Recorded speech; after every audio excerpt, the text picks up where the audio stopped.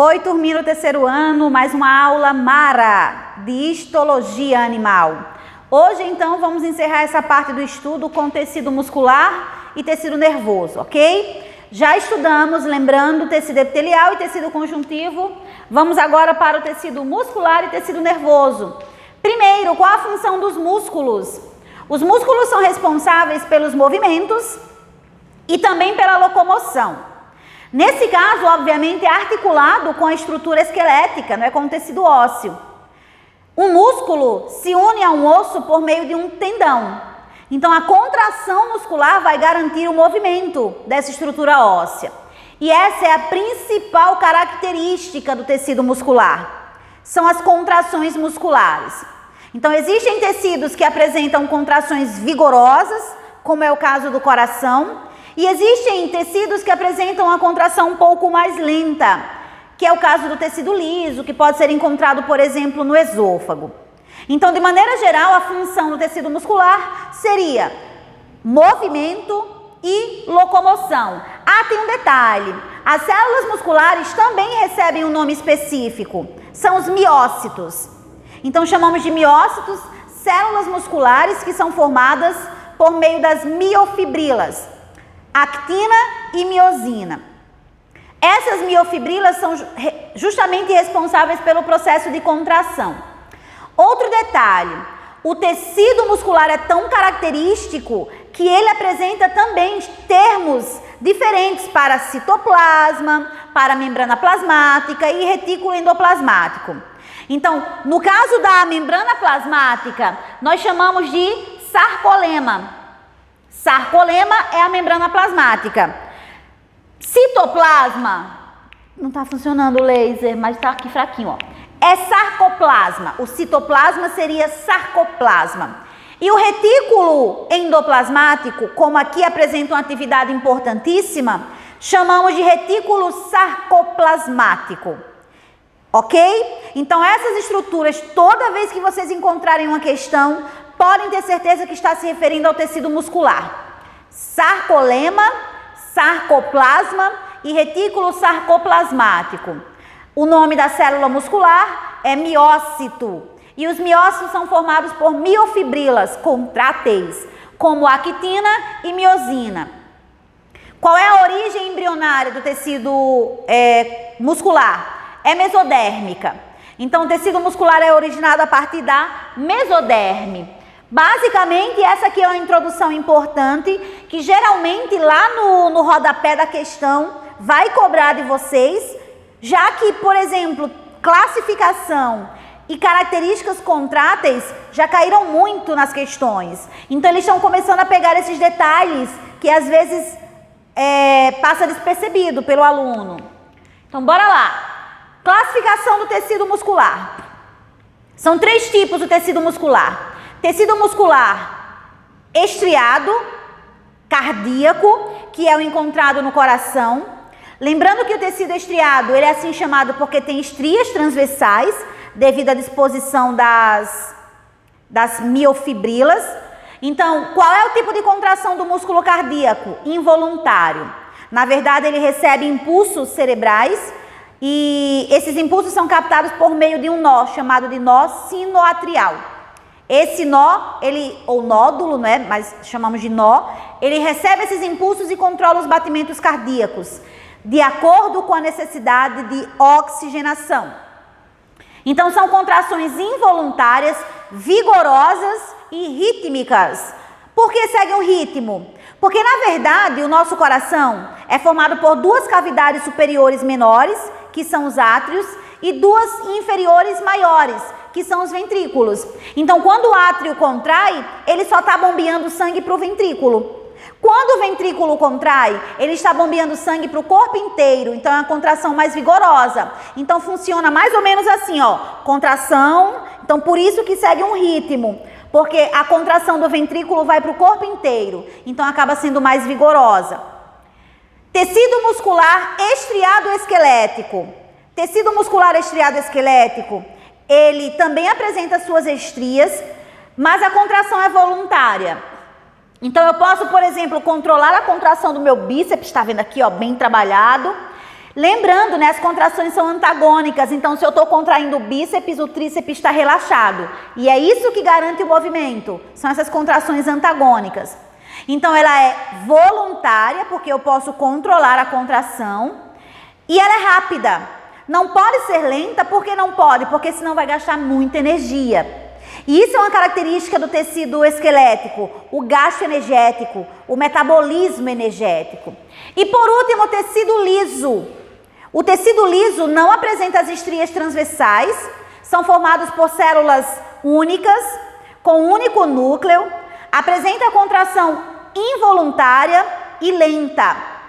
Podemos encontrar o tecido muscular liso revestindo alguns órgãos, como é o caso do esôfago, controlando os movimentos peristálticos, o útero, estômago, intestino e assim por diante.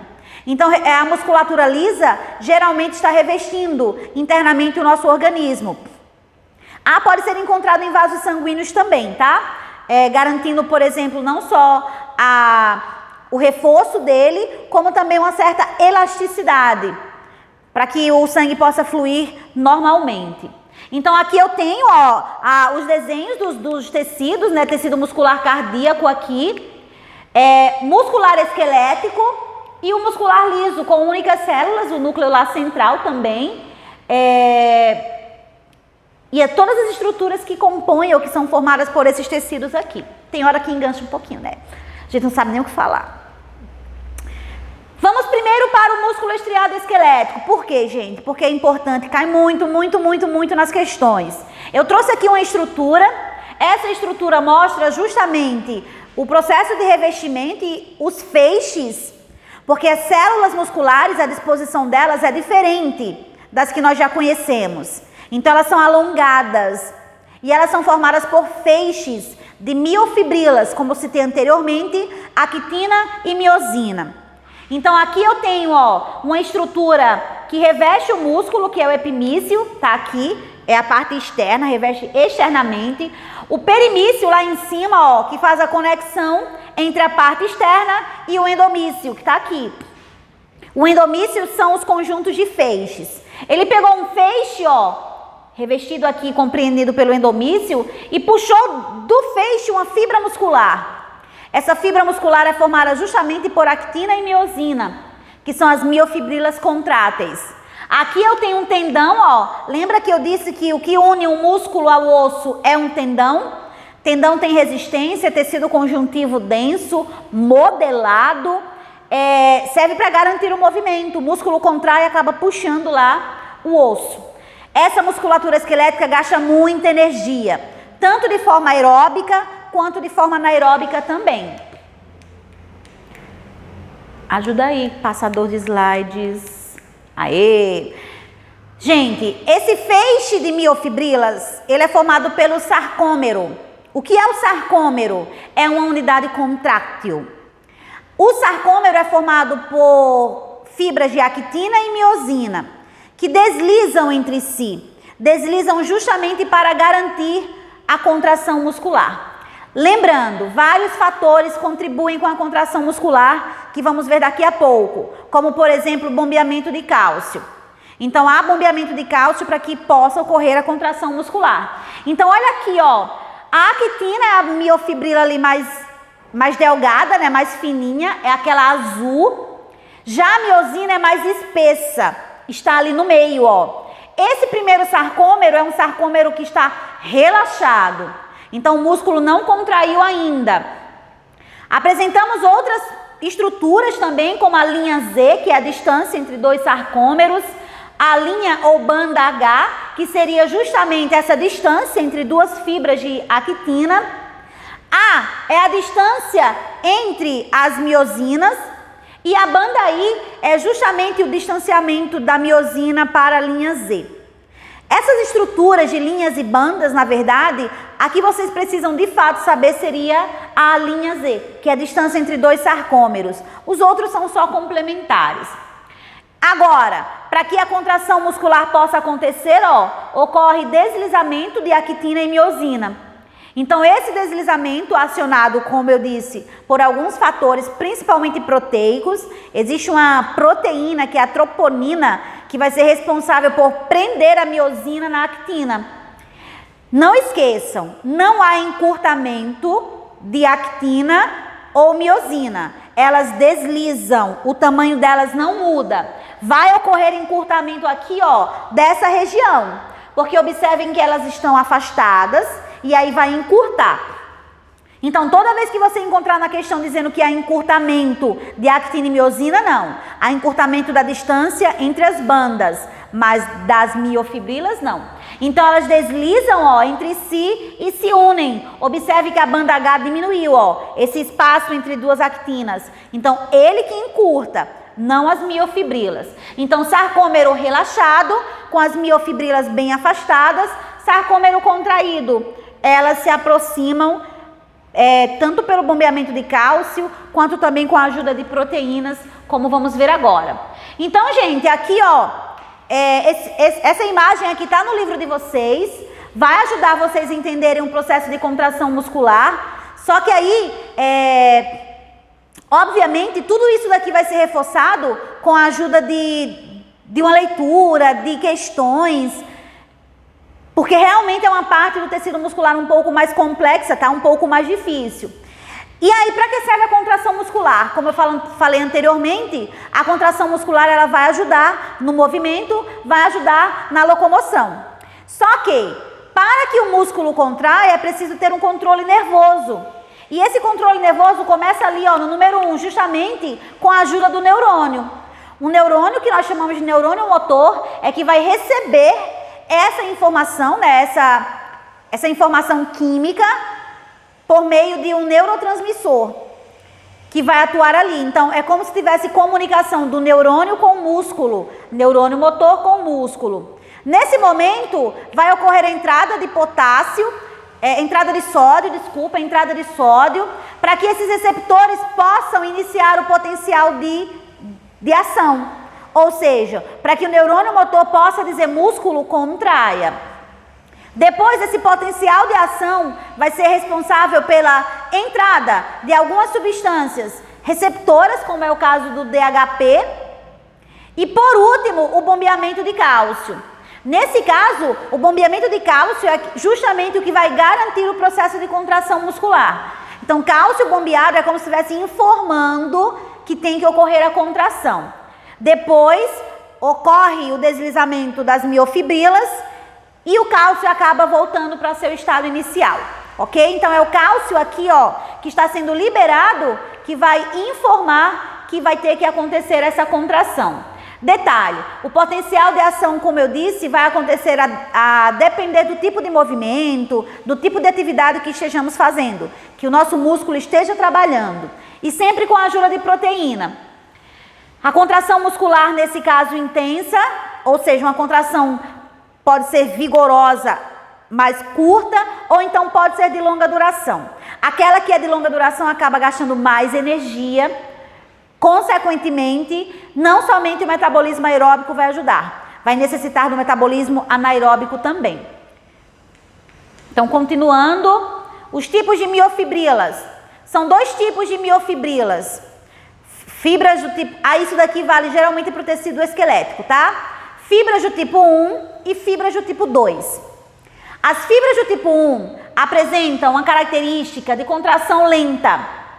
Já as fibras do tipo 2, contração rápida. Então, eu queria que vocês guardassem o seguinte, ó. Fibras do tipo 1 tem muita mioglobina. O que é a mioglobina? Hemoglobina é a proteína que transporta oxigênio no sangue. Mioglobina, a proteína que transporta oxigênio no músculo. Então, ela tem muita mioglobina.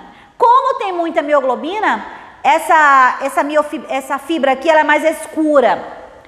E ela acontece geralmente em processos aeróbicos. Por quê? Se tem muita mioglobina, tem muito oxigênio. Se tem muito oxigênio, dá para fazer metabolismo aeróbico tranquilo, dentro da mitocôndria. Então, vai ter muita mitocôndria também. Essas miofibrilas, essas fibras musculares, são utilizadas em atividades de longa duração. Já as fibras rápidas, fibras do tipo 2, elas têm pouca mioglobina. Consequentemente, pouco oxigênio e pouca mitocôndria. Por isso, são fibras mais claras, e ela é típica de metabolismo anaeróbico, ou seja, atividades de explosão, aquelas que nós precisamos de energia de forma mais rápida. Então aquela ali vai precisar utilizar a fermentação para que possamos continuar a atividade física. Então, repetindo, fibras do tipo 1, muita mioglobina, escura, metabolismo aeróbico. Fibras do tipo 2, pouca mioglobina, metabolismo anaeróbico e atividades de explosão. Se eu for comparar, por exemplo, pega o franguinho, imagina o frango lá em casa. Qual é a carne que é mais escura lá no frango? A coxa ou o peito? Pensa aí. Eu respondo para vocês, a coxa. A coxa apresenta a cor mais escura do que o peito. O peito é quase branco, né? Seco. Então, o peito da galinha apresenta fibras tipo 2. Já a coxa apresenta fibras tipo 1. Por quê? Porque a galinha passa praticamente o dia todo no chão, ciscando. Então, ela vai precisar de mais energia na coxa. Aves que voam funciona ao contrário. Aves que voam, o peito que é mais escuro e a coxa que é fibra tipo 2, que é mais clara.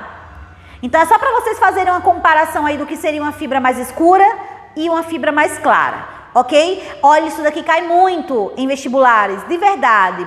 E aí vocês podem até cair perguntando sobre atletas. Se eu colocar, por exemplo, um maratonista, tem principalmente fibras tipo 1. Velocista, como o Usain Bolt, principalmente fibras tipo 2. Então, basicamente, o tecido muscular, ele é formado pelas suas características gerais e formado também por meio de suas contrações. A contração do sarcômero e das miofibrilas. Dá uma olhadinha melhor aí em contração muscular, tem um esquema no livro de vocês. Aqui a aula acaba sendo um pouco curta, né? E qualquer dúvida, lá ao vivo no Meet a gente tira, ok? Vou continuar com o tecido nervoso, que é bem curtinho também.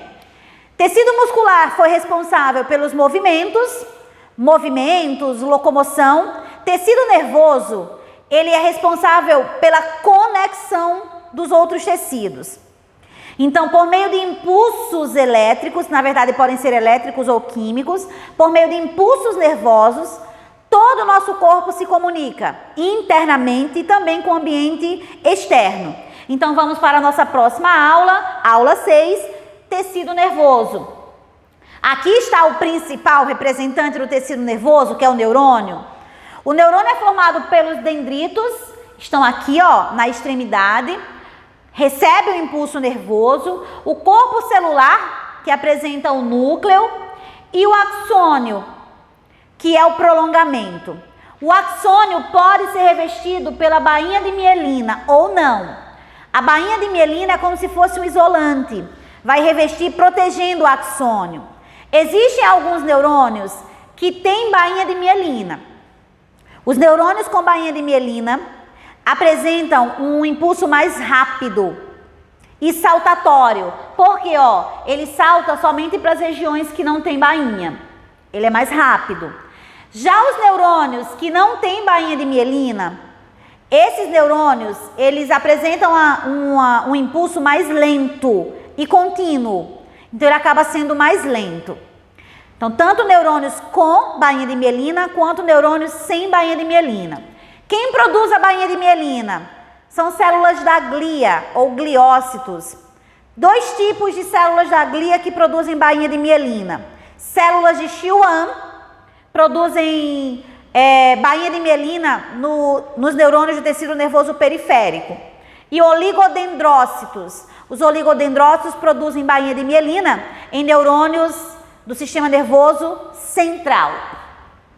Ali o terminal do axônio, gente, já caiu até em vestibular, recebe um nome específico que é o telodendro. Então, o telodendro é responsável justamente pelas sinapses. O que é uma sinapse? É a transmissão de um impulso nervoso de um neurônio a outro sem que eles se toquem. Então, sempre vai acontecer do axônio de um neurônio ao dendrito do outro, sem que eles se toquem, com a ajuda de neurotransmissores. Exemplo de neurotransmissores: adrenalina, noradrenalina, dopamina, serotonina. São neurotransmissores que são utilizados nas terminações nas vesículas do axônio, que são responsáveis pelo transporte desse impulso. Detalhe, o neurônio não é somente assim não, né? Aquele básico que nós conhecemos. Ele pode apresentar também outras estruturas.